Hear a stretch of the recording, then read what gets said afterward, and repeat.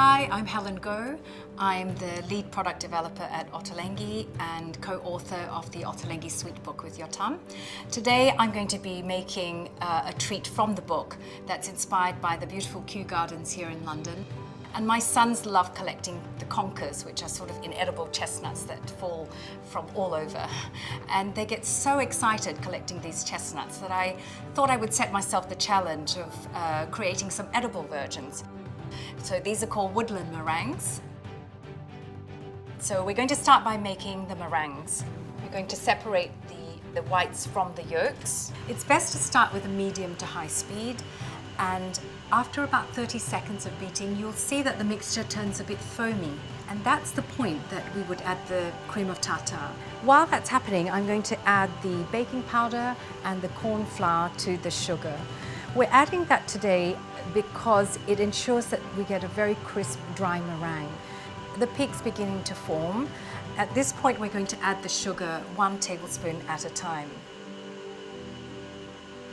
You will see that the meringue starts to get thicker and glossier. It will also there will be also a subtle change in the sound of it. It will go from sort of whisking very nicely to all of a sudden it will sound very heavy, like it's sort of whacking against the side of the bowl. That's another indication that it's nearly ready. The last thing we're going to do is add half a teaspoon of vanilla extract to it. That just gives it a lovely other flavor to the base of the meringue. And what we can do is check. You can see how beautiful and stiff that meringue is now. Always best to have all your trays ready when the meringue is ready, and then start piping.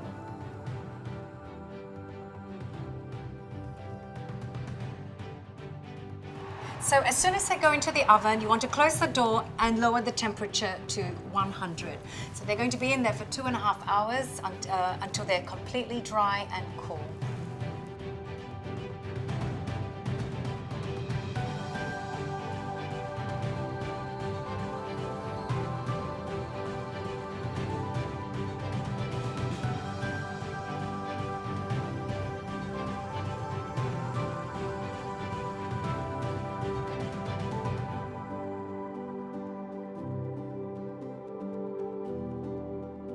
It's time to either put them into cellophane bags and tied with a lovely ribbon to give as a gift, or to serve up with coffee and tea.